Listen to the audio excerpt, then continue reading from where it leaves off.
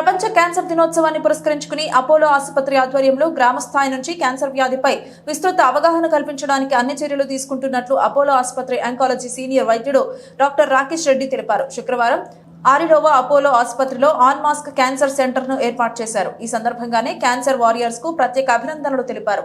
అనంతరం ఆయన మాట్లాడుతూ క్యాన్సర్ అనంతరం జీవితంలో ఏ విధమైన వివక్ష లేకుండా చూసే ప్రయత్నంలో భాగంగా అపోలో క్యాన్సర్ సెంటర్ ను అపోలో ఆసుపత్రి పరిచయం చేస్తుందన్నారు. Senior radiation oncologist doctor Suman Das మాట్లాడుతూ క్యాన్సర్ కలిగి ఉన్న వారి పట్ల వివక్ష నిర్మూలన, వారి వృత్తిపరమైన వ్యక్తిగత జీవితాలకు ఆటంకం కలిగించకుండా చూడాల్సిన అవసరం సమాజానికి ఎంతైనా ఉందన్నారు. ఈ కార్యక్రమంలో ఆసుపత్రి వైద్యుడు doctor Ramesh Alamuri, doctor Aditya, doctor Jayashree, doctor Pradeep, doctor Chandra Kalyan పాల్గొన్నారు. అది మాత్రం ఎలాగ తగ్గించలేకపోతున్నాము జనాల్లో. క్యాన్సర్ అని వచ్చింది అని అంటే ఆ ఫ్యామిలీ మొత్తం చేసే ఫస్ట్ థింగ్ ఏంటంటే ఫస్ట్ పేషెంట్ చెప్పకపోవడం, పేషెంట్ని కాన్ఫిడెన్స్లోకి తీసుకోకపోవడం. సో దానివల్ల పేషెంట్కి వచ్చే భయం అండ్ ఆ భయాన్ని మిగతా వాళ్ళు కూడా అంటే సొసైటీలో కూడా అదొక రకమైన ఒక రుగ్మత లాగా, అది అంటరానితనం లాగా కూడా. అంటే ఫస్ట్ క్వశ్చన్ ఏమడుగుతారంటే మమ్మల్ని వీళ్ళు చిన్నపిల్లల్ని ముట్టుకోవచ్చా, లేకపోతే మిగతా వాళ్ళని ముట్టుకోవచ్చా, కలిసి భోజనం చేయొచ్చా, ఇలాంటి చాలా రకాలైన అన్హెల్దీ థాట్స్, అంటే ఒక రకమైన అపోహలు చాలా ఎక్కువ ఉన్నాయి. సో క్యాన్సర్ వ్యాధిగ్రస్తులు కూడా మనకన్నా డిఫరెంట్ ఏం కాదు. In fact they are winners over an adversity. దాన్ని that they should unmask themselves. ధైర్యంగా ప్రజల్లోకి రావాలి, ఈ ధైర్యాన్ని మిగతా ప్రజల్లో కూడా నింపాలి అన్న ముఖ్య ఉద్దేశంతో ఈ ప్రోగ్రామ్ని అన్మాస్కింగ్ ఆఫ్ క్యాన్సర్ అనే ఒక ఉన్నతమైన థాట్ ప్రాసెస్ తోటి ఈ ప్రెస్ కాన్ఫరెన్స్ ప్రెస్ మీట్ ద్వారా పత్రికా మిత్రుల ద్వారా మేము జనాల్లోకి ఈ మెసేజ్ని తీసుకెళ్దాం అనుకుంటున్నాము. సో ఎవరైతే క్యాన్సర్ తాలూకు బారిన పడుతున్నారో వాళ్ళకి చేయూతనివ్వండి. They are not different from any of us. వాళ్ళు డెఫినెట్గా ఈ ప్రాబ్లమ్ని ఫైట్ చేస్తున్నప్పుడు వాళ్ళకి ఆ చేయూత అవసరం. వాళ్ళ నుంచి మనం నేర్చుకోవాల్సింది కూడా చాలానే ఉంది. అలాగే వాళ్ళ జర్నీని కూడా మనతో షేర్ చేసుకోవడానికి మా dear I mean they are like our family, they are with us now. వాళ్ళు కూడా మాట్లాడతారు. And thank you for coming here. ఎంతకన్నా చెప్పేదేం లేదు. మెయిన్ చేస్తూ ముందుకెళ్తూ ఉంటూ బిజినెస్ నడిపి అన్నీ చేసి మే 20, 2023కి when I was told that నాకు ovarian cancer ఉందని, ఒకటే I'm a doctor's daughter. నాకు hospital, medicine, patients, trouble, pain అన్నీ బాగా పరిచయం. 2023 మేలో తెలవగానే డాక్టర్ సుమన్ గారు వచ్చి నా ఎదురుగుండా you have ovarian cancer stage 3 advance అనగానే నా జీవితంలో అంత బ్లాంక్, హైలైటెడ్ అండ్ బ్లాంక్, ఏమి అర్థం అవ్వలేదు. కానీ అక్కడి నుంచి it was a part of realising the capacity of human. నాలాంటి మనిషి ఆ వయసులో ఉంటూ కూడా ముందుకు ఎలా వెళ్ళాలి, ఎలా చెయ్యాలి అన్నది మనొక్కడిలోనే కాదు, ఇక్కడ ఉంటున్న వాళ్ళు అందరూ. డాక్టర్ రాకేష్ రెడ్డి వచ్చి చెప్పి ఒక్కొక్కటి చెప్పేసరికి డీటెయిల్స్, ఎందుకంటే మన క్యాన్సర్ అన్న పదం కన్నా ముందు మనలో ఏమవుతుంది అని పరిచయం చేయడమే అదొక ఫస్ట్ స్టెప్ ఫార్వర్డ్. దాంతో ఫ్యామిలీ, ఫ్రెండ్స్, చుట్టుపక్కల ఉన్నోళ్ళు కూడా అర్థం చేసుకొని రేపు పొద్దున్న నువ్వు వెళ్ళిపోతున్నావు, ఏదో ఎక్కువ రోజులు బతకవు, అంతే నీ సంగతి అన్నట్టుగా ఉన్నప్పుడు మా లైఫ్లో నా చుట్టుపక్కల వాళ్ళు ఎవ్వరూ అలా కాదు, ఇంక్లూడింగ్ మా అమ్మ కూడా అన్నది, నువ్వు ముందుకు వెళ్తావు, నువ్వు చేయగలవు. So I'm trying to step forward to tell you that yes, ఒక్కొక్కడు మనతో ఉన్నప్పుడు చేయడానికి, ముందుకు వెళ్ళడానికి is something that is a contribution. అది ఒక ఇచ్చిన వరం. అలాగని cancer treatment was not easy. 12 chemos, ఒక్కొక్క కీమో పట్టడం కూడా 6-7 గంటలు అవుతుంది. 2 ఆపరేషన్. ఇవన్నీ అయ్యాక కూడా ఇవాళ నేను మీ అందరి ఎదురుగుండా నిలబడుతూ ఇంత ధైర్యంగా మాట్లాడడానికి నాకు ఒక సాహసం ఉంది. అదే కాకుండా నాకు ఎంతమందికో డీటెయిల్స్ 300 మంది చెప్పడానికి భయం, వినడానికి భయం.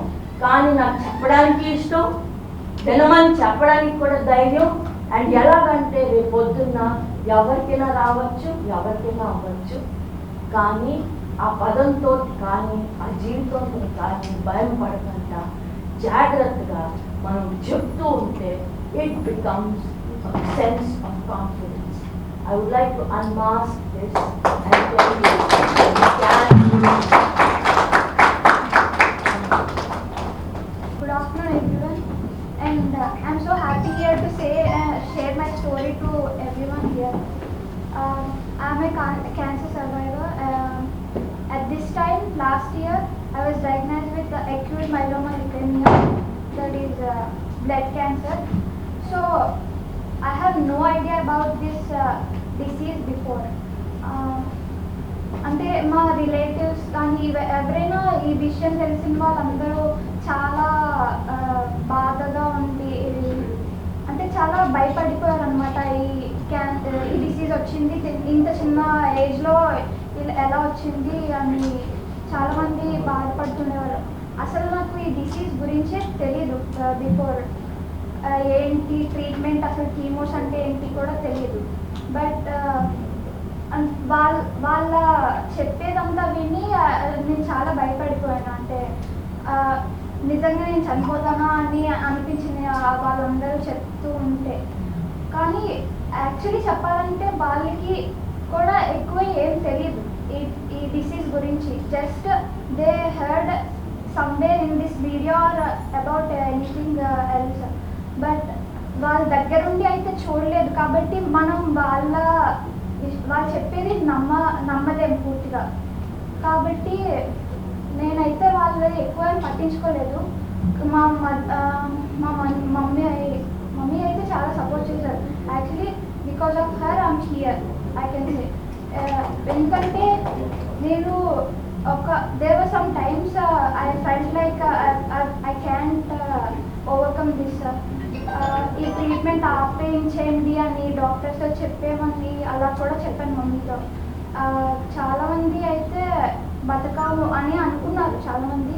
But my mom did give up never. తన వల్లే చాలా she also faced a lot of suffering. From starting day to end she was with me everywhere. If she is not with me, I would have died before.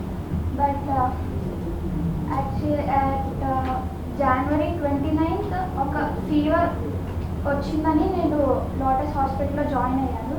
So blood counts బాగా తగ్గిపోయాయని చెప్పారు. అయితే just blood తగ్గిందని అనుకున్నాం, just normal fever అని అనుకున్నాం. కానీ తర్వాత వాళ్ళు టెస్ట్ చేసిన తర్వాత వాళ్ళు చెప్పారు ఫస్ట్ టైం సో క్యాన్సర్ ఉంది అని. కానీ అప్పుడు మాకు ఏ హాస్పిటల్స్ ఎక్కడ ట్రీట్ చేస్తారు, ఎలా ట్రీట్ చేస్తారు అది కూడా ఏం తెలియదు. సో చాలామంది చాలా హాస్పిటల్స్ అడ్వైస్ చేశారు ఎక్కడికి వెళ్ళాలి ఇది అని. తర్వాత అలా వెళ్ళిన తర్వాత హాస్పిటల్లో జాయిన్ అయ్యాం. యాక్చువల్లీ చెప్పాలంటే డాక్టర్స్ అండ్ నర్సెస్ అక్కడ స్టాఫ్ అంతా సపోర్ట్ చేసినందుకు చాలా చాలా బాగా హెల్ప్ చేశారు. They treated me like family and kid. చాలా ప్యాంపర్ చేశారు. I use to think like ఇంత బాగా చూసుకుంటారా అని అయితే అనుకున్నా. ఎప్పుడు చాలా బాగా చూసుకున్నారు చెప్పాలంటే. నార్మల్గా they didn't treated me like patient actually. And then చాలా సఫర్ అయ్యాను. అండ్ కొన్ని టైమ్స్లో అయితే ట్రీట్మెంట్ ఇంకా పని చేయట్లేదు అని కూడా చెప్పారు. యాక్చువల్లీ ఫస్ట్ 2 కీమోస్ అయితే నాకు పని చేయలేదు, ఇంకా it's not showing any progress అని అన్నారు. But I didn't give up. And తర్వాత ఈ టెక్నాలజీ వల్ల అయితే it help me a lot. And transplantation కూడా జరిగింది నాకు. My sister, twin sister, she gave me stem cells, she donated stem cells. call upon doctor దగ్గరికి వచ్చే ఛాన్స్ అయితే ఉంది. బట్ ఇక్కడ మనం ట్రై చేస్తుంది ఏంటంటే we are trying to pick up the cancer even before the symptoms can Screening. So is it possible? Maybe not in all cases, but maybe in some cases yes, we can definitely pick up before the symptoms can appear. For example, ఒకవేళ breast cancer ఏదైతే most common cancer ఉందో మన ఇండియాలో breast cancer, దాన్ని మనం pickup చేయాలంటే 40 ఏళ్ళు దాటిన వాళ్ళందరికీ ఇయర్లీ మ్యామోగ్రామ్ చేస్తే మనం సిమ్టమ్స్ రాకముందే పట్టుకునే అవకాశం ఉంది. సో దానివల్ల ఎర్లీగా కూడా మనం డిటెక్ట్ చేయొచ్చు, తక్కువ ట్రీట్మెంట్తో మనం క్యూర్ చేయొచ్చు, పేషెంట్ కూడా చాలా తక్కువ ఇబ్బందులు వస్తాయి. అలాగే లంగ్ క్యాన్సర్కి మనం ఏమైనా చేయొచ్చా అంటే, ఎవరైతే మేబీ 30 ఏళ్ళ వరకు కంటే ఎక్కువ స్మోక్ చేస్తారో వాళ్ళకి మేబీ ఒక సిటీ స్కాన్ చేయడం వల్ల మనం పికప్ చేసే అవకాశం ఉంటుంది. సో ఇవన్నీ మన గవర్నమెంట్ రొటీన్ రికమెండేషన్స్లో లేవు కానీ, బట్ ఒకవేళ ఇలాంటి సిమ్టమ్స్ ఇలాంటి అలవాటు ఎవరికన్నా ఉంటే వాళ్ళు వచ్చి చెక్ చేయించుకోవడానికి రావచ్చు. అలాగే ఈ టొబాకో తింటూ ఉంటారు చాలామంది మన దగ్గర. సో వాళ్ళకి ఏమైనా అల్సర్ ఉండి చాలా రోజులు బట్టి అలాగే ఉంటుంది, అదేం తగ్గట్లేదు, లేకపోతే డిస్కలరేషన్ ఉంది అంటే అది కూడా మేబీ ఒక ENT డాక్టర్ కానీ ఒక డెంటిస్ట్ కానీ ఒకసారి చూపించుకొని చెకప్ చేయించుకోవడం బెటర్. సో ఇలా మనం త్వరగా తెలుసుకోగలిగితే తక్కువ ట్రీట్మెంట్ అవుద్ది, తక్కువ ఖర్చు అవుద్ది, క్యూర్ చేసే ఛాన్స్ కూడా ఎక్కువ ఉంటుంది. డాక్టర్, రోబోటిక్ సర్జరీ అంటే ఏంటి, అది ఎవరికి చేస్తారు? రోబోటిక్ రమేష్ ఉంటుంది. మల్టీ మొడాలిటీ అంటే ఏంటంటే సర్జరీ అవసరం ఉండొచ్చు, రేడియేషన్ అవసరం ఉండొచ్చు, కీమోథెరపీ కూడా అవసరం ఉండొచ్చు. సో బ్రెయిన్కి కూడా అన్ని రకాల బ్రెయిన్ ట్యూమర్స్కి రేడియేషన్ ఏమీ అవసరం ఉండదు. ఫస్ట్ చేయాల్సింది ఏంటంటే ఆపరేషన్ చేసి తీయగలిగితే దాన్ని తీసేస్తాం మోస్ట్ ఆఫ్ ది బ్రెయిన్ ట్యూమర్స్లో. తీయడం వల్ల మనకేంటి, ఒక ట్యూమర్ ఒకటి పోతుంది, తర్వాత డయాగ్నోసిస్, అది హిస్టోపథాలజీ డయాగ్నోసిస్ చూడాలి. ఎందుకంటే బ్రెయిన్లో వచ్చిన చాలా రకాల ట్యూమర్స్ ఉంటాయి. అందులో ఏ ట్యూమర్ దానికి కీమో అవసరమా, మొత్తం బ్రెయిన్ నుంచి స్పైనల్ కార్డ్కి మొత్తం ట్రీట్ చేయాలా, ఓన్లీ బ్రెయిన్ మాత్రమే ట్రీట్ చేయాలా, అది బ్రెయిన్లోనే వచ్చిన ట్యూమరా లేదా బాడీలో ఎక్కడైనా వచ్చి అక్కడికి స్ప్రెడ్ అయిన ట్యూమరా, బాడీలో అంత కంట్రోల్లో ఉండి ఓన్లీ బ్రెయిన్లోనే కనిపించిందా, ఇవన్నిటికీ ఆన్సర్స్ దొరుకుతాయి. తర్వాత దాని టైప్ని బట్టి దాని కంట్రోల్ కోసం ఓన్లీ లోకల్గానే కంట్రోల్ ఉంటుంది, దానికి కీమోథెరపీ అంతగా అవసరం ఉండదు. రేడియేషన్ అంటే రేడియేషన్ ఇస్తాం, లేదు కీమోథెరపీ రేడియేషన్ రెండు అవసరం ఉంటే రేడియేషన్ అండ్ కీమో ఇస్తాము, లేదు కీమోథెరపీ ఒక్కటే సరిపోతుందంటే కీమోథెరపీ ఇస్తాం. అది ట్యూమర్ని బట్టి ఉంటుంది. లోకల్ కంట్రోల్కి యూజ్ అవుతుంది రేడియేషన్ అనేది, ఆపరేషన్కి ఈక్వల్గా ఆల్మోస్ట్. నేను ఏం జరుగుతుందంటే, మనవి చాలామంది ఏదైనా చిన్నది కాయ వచ్చింది, గడ్డ వచ్చింది అంటే దిల్ గో ఫర్ అంటే సర్జన్ దగ్గరికి వెళ్తారు, తీర్చేసుకుంటారు, but they won't concentrate on the report ఏమొచ్చింది అనేది పట్టించుకోరు చాలామంది. అంటే ఈవెన్ ఇన్ KGHలో అయితే ఫ్రీగానే సర్జరీస్ అవుతాయి, but they won't collect the histopathology report. తర్వాత వెళ్ళి రిపోర్ట్లు కలెక్ట్ చేసుకోరు. దానివల్ల ఏమవుతుందంటే అప్పటికి ఏదో బ్లీడింగ్ ఎక్కువైందని హిస్టరెక్టమీ అంటే అదే యూటరస్ని రిమూవ్ చేసుకోవడం అది చేస్తారు. అప్పటికి వాళ్ళకి ఆ బ్లీడింగ్ అది ఆగిపోతే దానివల్ల వచ్చిన ఇబ్బంది తగ్గిపోతుంది. బట్ దాంట్లో ఏమైనా క్యాన్సర్ తాలూకా వ్యాధి ఉందా అనేది కలెక్ట్ చేసుకోరు. చాలామంది పేషెంట్లు వస్తారు ఎక్కడంటే తర్వాత మెటాస్టాటిక్ అంటారు, అంటే ఎక్కడైతే రిమూవ్ చేసిన దగ్గర కాకుండా అదర్ ఎక్కడైనా బ్రెయిన్లో కానీ లంగ్లో కానీ ఎక్కడైనా ఇంకా కడుపులో ఉన్న ఏరియాల్లో కానీ ఒక కాయ పట్టుకొని వస్తారు. తర్వాత అప్పుడు దానికి మళ్ళీ బయాప్సీ చేసి మల్టిపుల్ టెస్టులు చేయాల్సి వస్తుంది. అప్పుడు వాళ్ళకి తర్వాత తెలుస్తుంది ఇది గర్భాశయంలో వచ్చిన క్యాన్సర్ తాలూకాది ఇక్కడ డిపాజిట్ అయింది బ్రెయిన్లో అని. సో మీరు అంటే మీ ద్వారా తెలియజేయండి, ఎప్పుడైనా ఏదైనా చూపించుకున్నారు అంటే పర్టికులర్గా తర్వాత రిపోర్ట్ కలెక్ట్ చేసుకోవడం, ఆ రిపోర్ట్ని మళ్ళీ తీసుకెళ్ళి ముందు సర్జరీ అయినా ట్రీట్మెంట్ అయిన డాక్టర్కి చూపించటం, వాళ్ళని కన్సల్ట్ చేయటం. ఇది చాలామంది అంటే ఫ్రీగా సర్జరీ అయిపోయింది KGHలోని లేదంటే ఏదైనా గవర్నమెంట్ హాస్పిటల్లో now I'm free with symptoms అని లైట్ తీసుకుంటారు. బట్ ఆఫ్టర్ అందులో కానీ ఏదైనా ఇబ్బంది ఉందంటే అది ఈవెన్ 5-6 ఇయర్స్ తర్వాత కూడా వాళ్ళకి మళ్ళీ ఆ క్యాన్సర్ పెరగచ్చు. అప్పుడు దాని ట్రీట్మెంట్ ఇంకా డిఫికల్ట్ అయిపోద్ది, అంటే అక్కడ స్టేజ్ 4 అయిపోతుంది. అప్పుడు 1 కాదు.